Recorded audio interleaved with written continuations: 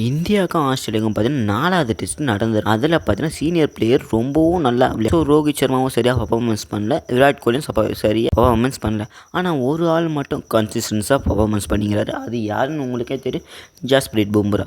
So அவங்க பார்த்தீங்கன்னா இந்த முழு டெஸ்ட்டுக்கு அவங்களோட முழு எஃபெக்டிவும் போட்டு தான் கொடுத்துன்னு இருக்காங்க. ஆனால் சரியாக பேட்டிங் சைட்லேருந்து சரியாக எஃபெக்ட் வரலன்னு நான் சொல்லுவேன்.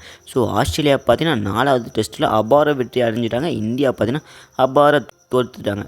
ஸோ இதுக்கு பின்னாடி பல காரணங்கள் இருக்குது. நம்ம இந்தியாவை தோற்றது பின்னால் கலாய்ச்சது பார்த்தீங்கன்னா டிராவிஸ் ஹெட் பயங்கரமாக கலாய்ச்சிருக்காரு.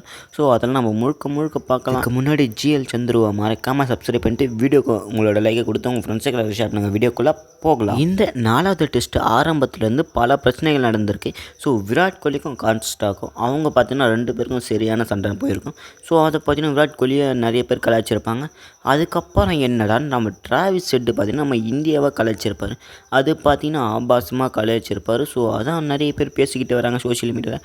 என்ன தான் ஒரு பிளேயர் மட்டும் சப்போர்ட் பண்ணிக்கிட்டு வராங்க. பேட்டிங்கில் பொறுத்தவரைக்கும் ஜெய்ஸ்வால் பார்த்தீங்கன்னா தரமாக விளையாடுறாங்க. ஒரு மேட்ச்சில் பார்த்தீங்கன்னா செஞ்சுரி கிட்ட போயிட்டு ரன் அவுட் ஆகிட்டாங்க. ஸோ இன்னொரு மேட்ச்சில் பார்த்தீங்கன்னா பரவாயில்ல குட் ஸ்கோர் தான் அடிச்சிருக்காங்க.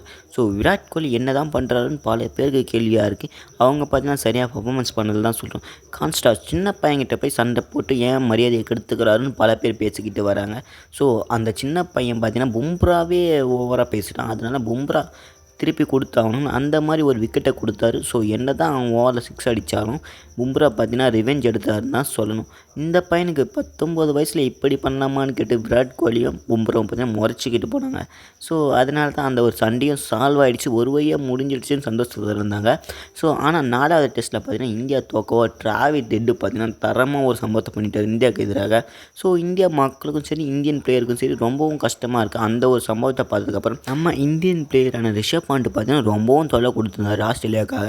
ஸோ அவங்கள பார்த்தீங்கன்னா விக்கெட் எடுத்தோடனே இந்த மாதிரிலாம் பண்ணியிருப்பார், கைக்குள்ளே விரல விட்டு பண்ணுற மாதிரிலாம் பண்ணியிருப்பார். ஸோ அது ரொம்பவும் இந்தியன் ஃபேன்ஸுக்கும் ஆபாசமாக பண்ணுறதா மாதிரி பல பேர் நினச்சிக்கிட்டு இருப்பாங்க. சோஷியல் மீடியாவிலும் வன்மையாக கண்டிச்சு வராங்க. இதை பற்றி நீங்கள் என்ன நினைக்கிறீங்க? உங்கள் கருத்தை மறக்காமல் கமெண்ட்டில் சொல்லுங்கள். டிராவிஸ் ஹெட் இப்படி பண்ணது சரியா இல்லையான்னு நீங்களே பார்த்து சொல்லுங்கள். ஸோ இப்படி பண்ணால் பல பேர் பார்த்தீங்கன்னா அவங்களோட தண்டனையை தெரிவிச்சுட்டு வராங்க.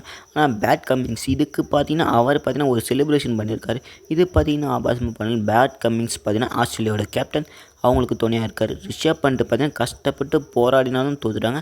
பும்ராவும் கஷ்டப்பட்டு போராடி தோற்று விட்டது. இன்னும் பல ட்விஸ்ட்டுகள் இருக்குது. நம்ம அடுத்த வீடியோவில் பார்க்கலாம். மறக்காமல்